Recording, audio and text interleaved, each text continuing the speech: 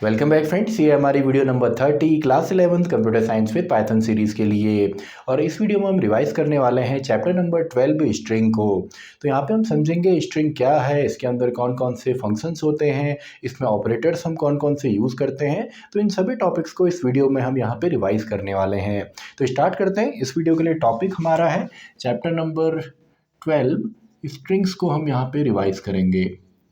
Strings in Python. तो काफ़ी simple सा हमारा चैप्टर है, क्योंकि स्ट्रिंग आपका एक सीक्वेंस है। तो एक सीक्वेंस जितने भी रूल्स को फॉलो करता है वो सभी स्ट्रिंग भी आपका करेगा। तो स्ट्रिंग को अगर हमने डिफाइन करना हो तो स्ट्रिंग को हम सिंपली बोल सकते हैं, स्ट्रिंग को सिंपली हम डिफाइन कर सकते हैं, it is a sequence. It is a sequence, ये एक सीक्वेंस है। किस चीज़ का सीक्वेंस है? It is a sequence of ASCII code. ASCII यानी कि American standard code for information interchange, जो कि एक 7 बिट कोड होता है, जिसको हमने प्रीवियस वीडियो चैप्टर में समझा है। तो ASCII code, it is a sequence of ASCII और यूनिकोड करेक्टर्स।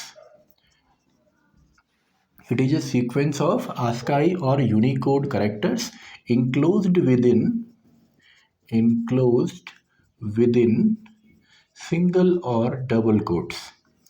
सिंगल या डबल के अलावा हम इसको ट्रिपल कोट्स में भी कर सकते हैं। Single, double and triple quotes यानी कि आपका कोई भी सीक्वेंस जिसके अंदर आपका आस्काई करेक्टर्स हो, यूनिकोड करेक्टर्स हो, या आपके लेटर्स हो, सिंबल्स हो, उन सभी को अगर हम इंक्लोज कर देते हैं आपका सिंगल, डबल या ट्रिपल कोट्स के अंदर, तो सिंपली हमारा वो कहलाता है स्ट्रिंग। एग्जांपल के तौर पे अगर मैं लिखता हूँ फॉर एग्जांपल हेलो स्पेस 1 2 3 या @ या हैश का सिंबल, तो अगर इसमें डबल कोट्स के अंदर मैं इसको इंक्लोज करता हूँ तो ये हमारा एग्जाम्पल हो गया किस चीज़ का? स्ट्रिंग का। अब देखिए, एक स्ट्रिंग को हम सिंगल लाइन में भी लिख सकते हैं, मल्टीपल लाइन में भी इसे लिखा जा सकता है। सिंगल लाइन में लिखने का तो तरीका सेम है, आप डबल कोट्स या सिंगल कोट्स में इसको इंक्लोज करेंगे। अगर हमें मल्टीपल लाइन में लिखना है तो सिंपली हम पहला एक लाइन को कंप्लीट करेंगे, देन आपका उस लाइन के लास्ट में हम स्लैश लिखते हैं, then second line, then slash, then third line slash. यानी कि जितनी आप लाइन बढ़ाते हुए जाएंगे उतने आपने स्लैशेस को इंक्रीज करके फाइनली इसको क्लोज करना है। तो अगर डबल कोट से अगर आप करना चाहें तो ये तरीका है। और अगर आप ट्रिपल कोट्स का यूज़ करते हैं, यानी कि 1 2 3 सिंगल वाले या 1 2 3 डबल कोट्स वाले, देन आप अपनी स्ट्रिंग को कंप्लीट कीजिए अलग अलग लाइन में, देन आप इसको क्लोज करेंगे। तो देखिए सिंपल सा है। और अगर आप इसको एक वेरिएबल में असाइन करेंगे तब तो ये स्ट्रिंग है, नहीं तो हमें पता है कि अगर हम ट्रिपल कोट्स के अंदर कुछ भी यहाँ पे लिखते हैं आस्काई कोड में, नंबर्स में, सिंबल्स में, तो वो सिंपली हमारा कमेंट बन जाता है। तो अगर डायरेक्टली आप लिखते हैं कहीं पे तो ये कमेंट है,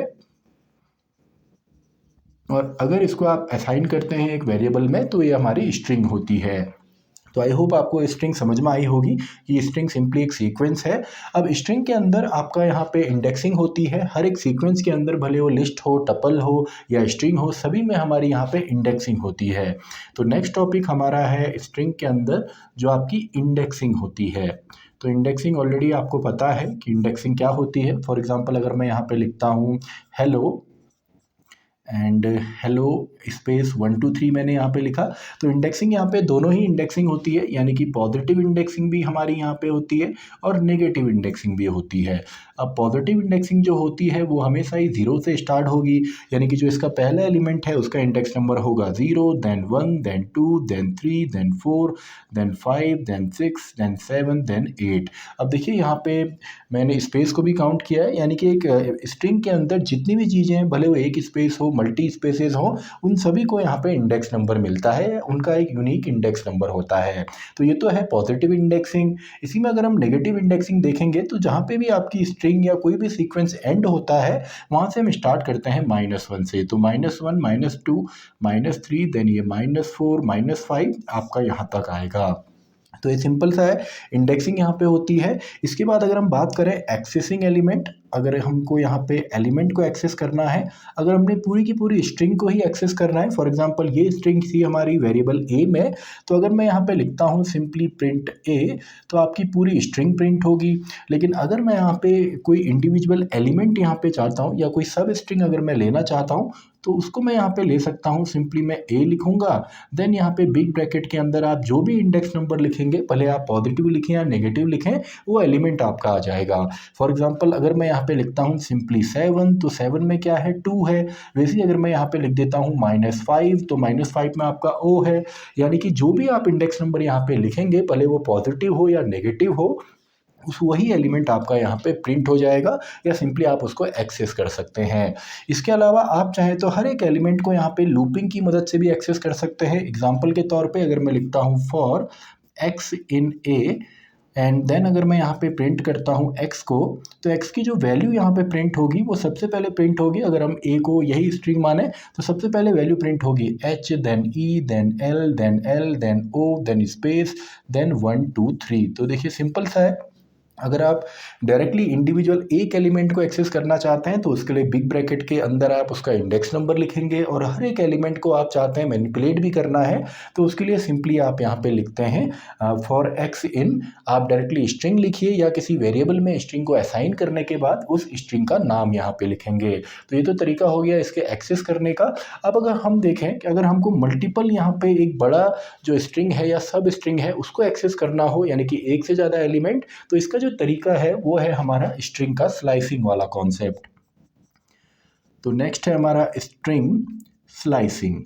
तो देखिए स्ट्रिंग स्लाइसिंग मतलब क्या होता है, स्लाइस यानी कि एक बड़े पार्ट में से एक छोटा पार्ट निकालना ही हमारा स्लाइसिंग कहलाता है। यानी कि एक बड़ी स्ट्रिंग में से एक सब स्ट्रिंग को अगर हम बाहर निकालते हैं तो उसी को हम स्लाइसिंग बोल देते हैं। तो इसका जो तरीका है वो सेम आपको यहाँ पे रेंज फंक्शन की तरह है। जिस तरीके से एक रेंज फंक्शन में 3 आपके आर्ग्यूमेंट्स होते हैं, यानी कि 3 वैल्यूज़ हम उसमें दे सकते हैं मैक्सिमम। अगर हमने एक ही वैल्यू दी है तो बाय डिफ़ॉल्ट 0 से स्टार्ट होता है और +1 का इंक्रीमेंट होता है। 2 वैल्यू अगर रेंज फंक्शन के अंदर दी है, फॉर एग्जाम्पल रेंज 1,5 अगर आपने लिखा तो 1 स्टार्टिंग पॉइंट है, 5 आपका एंडिंग पॉइंट है, उससे कम तक चलेगा। और 1,5,2 अगर मैं लिखता हूँ तो एक्सिस तो 1 से होगा, आपका जाएगा मैक्सिमम वैल्यू 4 तक, और 2 का वहाँ पे इंक्रीमेंट होगा। तो अगर आपको रेंज फंक्शन आता है तो स्लाइसिंग भी काफ़ी आसान है। एग्जाम्पल के तौर पे चलिए हम यहाँ पे ले लेते हैं a equals to hello and then space 1 2 3 ही मैं यहाँ पे ले लेता हूँ।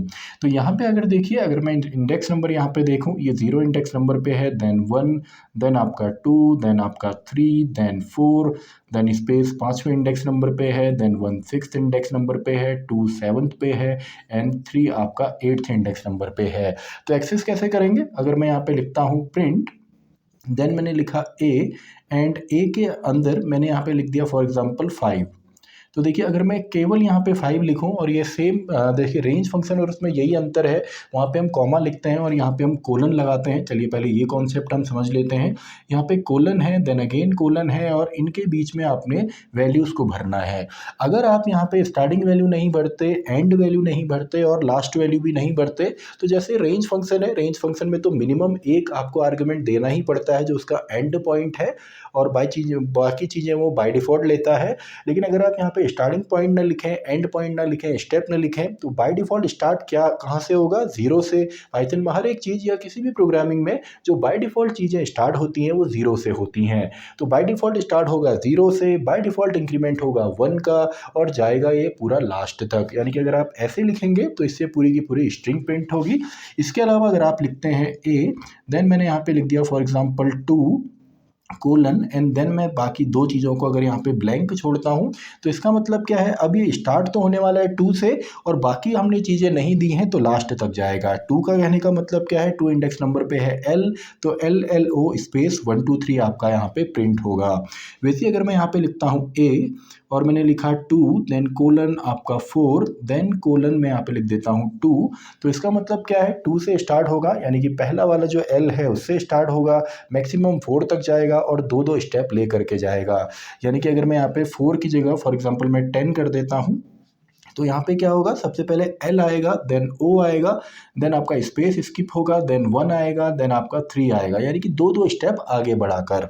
एक और यहाँ पे तरीका है, अगर मैं लिखता हूँ A और मैंने यहाँ पे लिख दिया कोलन, देन -1, तो इसका मतलब क्या है, स्टार्टिंग पॉइंट नहीं है, एंड पॉइंट नहीं है, -1 हमने दिया है, तो इसमें आपकी जो स्ट्रिंग है वो रिवर्स ऑर्डर में आती है। कई बार हमसे क्वेश्चन पूछा जाता है convert a string into reverse order, तो या तो आप पूरी इसमें प्रोग्रामिंग लगा के, लूप लगा के, आप लॉजिक लगा के इसको प्रिंट करें, या अगर आपको ये तरीका पता है कि हम वेरिएबल का नाम या स्ट्रिंग का नाम लिखते हैं, लास्ट में -1 लिखेंगे तो स्ट्रिंग आपकी रिवर्स ऑर्डर में आ जाएगी, यानी कि ये क्या प्रिंट होगी 321 स्पेस OLLEH, उल्टी स्ट्रिंग प्रिंट हो जाएगी।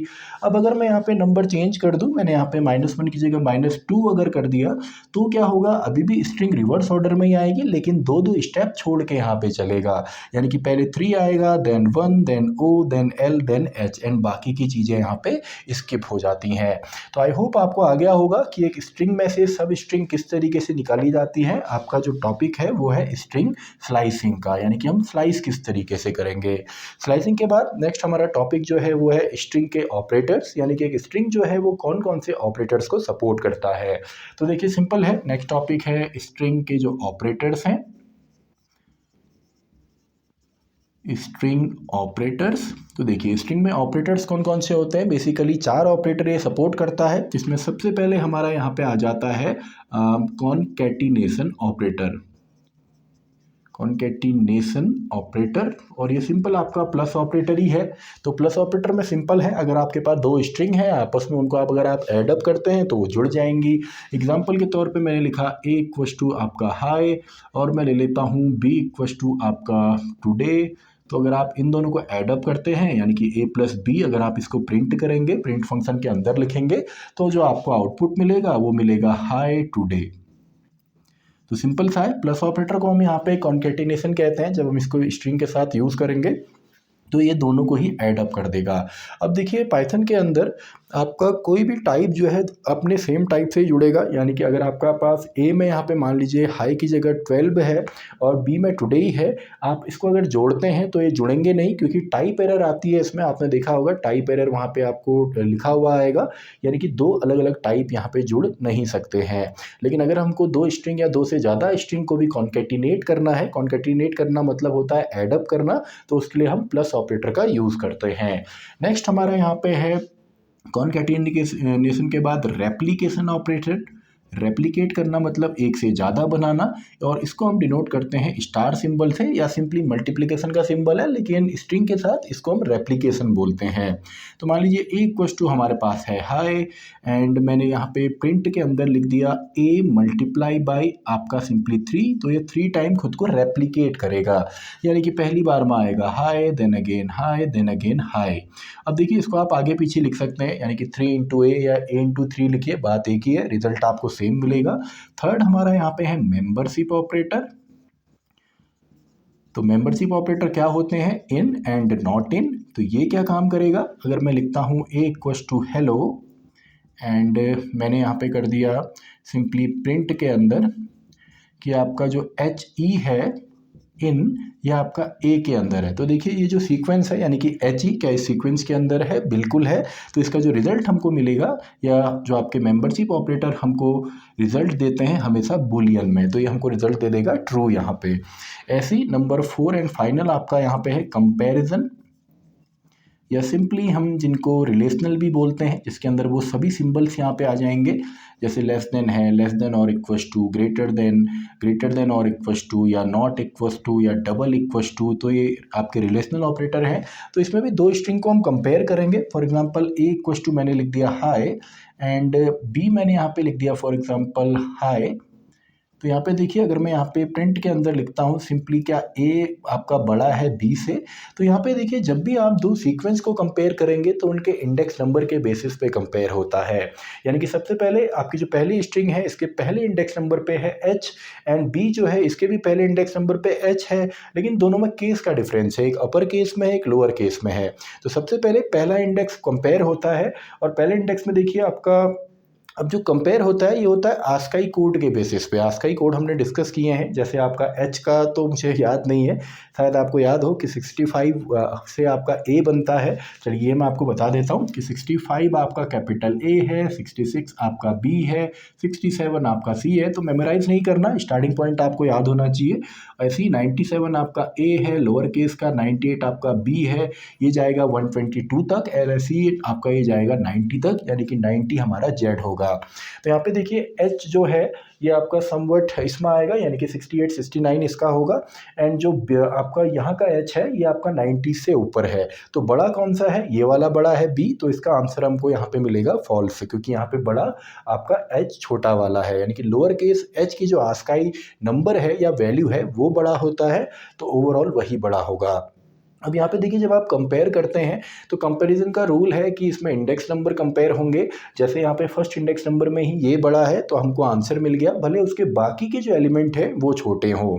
तो पहले पहला अगर कंपेयर होगा और अगर पहला अगर इक्वल है, यानी कि दोनों ही अगर इक्वल होते, ये भी एच, तो क्या होता है जो नेक्स्ट इंडेक्स नंबर है यानी कि इंडेक्स नंबर 2 वो आपस में कंपेयर होते, देन थर्ड वाले अगर वो भी आपके इक्वल हैं, देन फोर्थ वाले एंड सो ऑन। अब मान लीजिए दोनों बराबर हैं, इसमें भी हाई है इसमें भी हाई है, अब इसके आगे हमने हाई के आगे 2 बार आई लिख दिया, तो ऑब्वियस सी बात है पहले तो कंपेयर होगा फर्स्ट इंडेक्स, देन आगे जाएगा, देन सेकेंड इंडेक्स भी आगे जाएगा क्योंकि दोनों इक्वल हैं। देन इसमें अगर एक ज़्यादा करेक्टर है तो इसी को हम यहाँ पे ग्रेटर मानेंगे, बड़ा यहाँ पे मानेंगे। तो आई होप आपको कंपेयर करना भी आ गया होगा। बस आपने ये ध्यान देना है कि जो हम कंपेयर करते हैं ये करते हैं आस्काई कोड के बेसिस पे, तो सिंपल सा है। तो इसके बाद जो हमारा फाइनल टॉपिक है वो है यहाँ पे जो स्ट्रिंग के इनबिल्ट फंक्शंस हैं। अब देखिए फंक्शंस आपको पता है इनबिल्ट भी होते हैं, तो स्ट्रिंग के इनबिल्ट फंक्शन है, जैसे कुछ फंक्शन है जो कि कन्वर्ट करते हैं, जैसे एक यूनिवर्सल जो फंक्शन जिसको हम बोल सकते हैं, जैसे लेंथ फंक्शन है, तो लेंथ फंक्शन के अंदर तो आप कोई भी सीक्वेंस लिखिए, भले वो स्ट्रिंग हो, लिस्ट हो, टपल हो, तो उनका पूरा लेंथ कितना है वो बता देता है। जैसे यहाँ पे अगर मैं लिखता हूँ प्रिंट के अंदर लेंथ ऑफ ए, तो इसमें कितने एलिमेंट है ये बताएगा, यानी कि टोटल नंबर ऑफ एलिमेंट तो 5 एलिमेंट हैं, तो इसका जो आंसर आएगा वो 5 आएगा। तो ये तो आपका सभी जगह आपका अप्लीकेबल है। इसके अलावा ये भी आपको शायद पता होगा किसी और सीक्वेंस से अगर हमको स्ट्रिंग में कन्वर्ट करना हो तो इसके लिए जो मेन फंक्शन हमारा है वो है स्ट्रिंग, और स्ट्रिंग को रीड करने का यूज़र से जो तरीका है उसके लिए हम करते हैं इनपुट फंक्शन का यूज़। तो ये तो हमारे बेसिक फंक्शन है, आपने ये पहले ही पढ़े होंगे। इसके बाद अगर हमको यहाँ पे कन्वर्ट करना हो, जैसे अपर केस में कन्वर्ट करना है, लोअर केस में कन्वर्ट करना है, तो तरीका सिंपल है। अगर मैं इसी का एग्जांपल लूँ ए इक्वल्स टू हेलो, तो मैं लिखता हूँ ए डॉट अपर, तो ये अपर केस में कन्वर्ट कर देगा। ए डॉट लोअर लिखता हूँ तो ये सिंपली लोअर केस में कन्वर्ट कर देगा। अब देखिए यहाँ पे तरीका याद रखना है, पहले स्ट्रिंग आती है देन डॉट के बाद वो फंक्शन आएगा। अब यहाँ पे तो मैंने ए लिखा, आप ए की जगह डबल कोट्स में डायरेक्टली यहाँ पे हेलो भी लिख सकते हैं। तो एग्जाम्स में आपने कंफ्यूज नहीं होना है कि यहाँ पे वेरिएबल क्या कर रहा है या कोई डायरेक्टली कांस्टेंट वैल्यू क्या कर रही है, वो हमारा पार्ट ऑफ सिंटैक्स है। तो अपर है लोअर है, ऐसे ही हमारा एक फंक्शन होता है आपका कैपिटलाइज, जिससे कि आपका सिंपली अगर एक स्ट्रिंग है पूरी तो उसका जो पहला लेटर है वो कैपिटल हो जाएगा। जैसे आप सिंपली इंग्लिश में लिखते हैं तो आपको पता होगा किसी भी सेंटेंस का जो पहला लेटर है या पहले वर्ड का जो पहला कैरेक्टर है वो आपका अपर केस में होता है। तो वैसे ही यहाँ पे अगर हमको उसको फंक्शंस के थ्रू करना है तो कैपिटलाइज हम लिखेंगे। इसके अलावा आपको अगर चेक करना है कि कोई स्ट्रिंग अपर केस में है, लोअर केस में है, या उसमें आपके स्पेस हैं, तो इसके लिए भी फंक्शन है is upper, is lower, is alpha num, अगर उसके अंदर अल्फ़ाबेट और न्यूमेरिक वैल्यू ही केवल हैं, या इज़ नम आपके नंबर्स ही नंबर हैं, इज़ अल्फ़ा अगर उसमें अल्फ़ा ही है। तो ये हमने चैप्टर में डिस्कस किए हैं, आपको डिस्क्रिप्शन बॉक्स में पूरे नोट्स मिलेंगे, तो वहाँ पे आप इन फंक्शन को देख सकते हैं। इसके अलावा जो दो यहाँ पे मेन इंपॉर्टेंट जो हमारे फंक्शन है उसके अंदर पहला फंक्शन हमारा यहाँ पे आ जाता है आपका स्ट्रिप फंक्शन, और एक फंक्शन है स्प्लिट फंक्शन। दोनों में क्या डिफरेंस है ये भी हम समझते हैं। जो स्ट्रिप फंक्शन है ये सिंपली आपका जो स्ट्रिंग है उसको स्ट्रिप करेगा, यानी कि उसके अंदर से एक्स्ट्रा स्पेसेस को बाहर निकाल देगा। देन आपका R strip and L strip होता है, लेफ्ट साइड और राइट साइड से अगर आपने यूनिकली करना है। एग्जाम्पल के तौर पे अगर मैं यहाँ पे लिखता हूँ ए इक्वल्स टू स्पेसेस है, मान लीजिए यहाँ पे बहुत सारे, देन हेलो, देन बहुत सारे स्पेसेस पीछे भी हैं इसके। तो अगर मैं यहाँ पे सिंपली लिख देता हूँ ए डॉट स्ट्रिप, तो ये क्या करेगा, जो अनवांटेड एक्स्ट्रा स्पेसेस हैं उनको ये हटा देगा।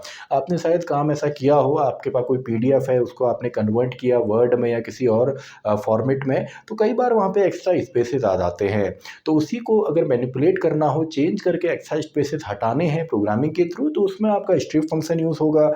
इसके अलावा जो स्प्लिट फंक्शन है, तो स्प्लिट फंक्शन का एग्जाम्पल हम ऐसे लेते हैं, फॉर एग्जाम्पल ये हमारी एक स्ट्रिंग है, it is a sequence of ASCII. तो मान लीजिए इतनी बड़ी हमने एक स्ट्रिंग ले ली, और इसमें एक वेरिएबल को हमने असाइन किया, तो ये हमारे पास स्ट्रिंग है, it is a sequence of ASCII, ये स्ट्रिंग है। तो यहाँ पे अगर मैं सिंपली ये करता हूँ, मैंने अगर यहाँ पे, चलिए इसको मैं हटा देता हूँ, अगर मैं यहाँ पे करता हूँ सिंपली आपका ए डॉट स्प्लिट, तो ये इसको स्प्लिट कर देगा, और जब ये इसको स्प्लिट करेगा तो इसके पूरी स्ट्रिंग को ये कन्वर्ट करता है एक लिस्ट में। यानी कि अगर आप इसको पी में असाइन कर दें एंड देन पी को आप प्रिंट करेंगे, तो जो रिजल्ट क्या मिलेगा, सबसे पहले आपको मिलेगा इट, यानी कि एक individual word, then comma, then next word क्या है, इज है, देन आपका नेक्स्ट वर्ड क्या है, ए है, देन आपका नेक्स्ट वर्ड क्या है, सीक्वेंस है। आई होप आप समझ गए होंगे।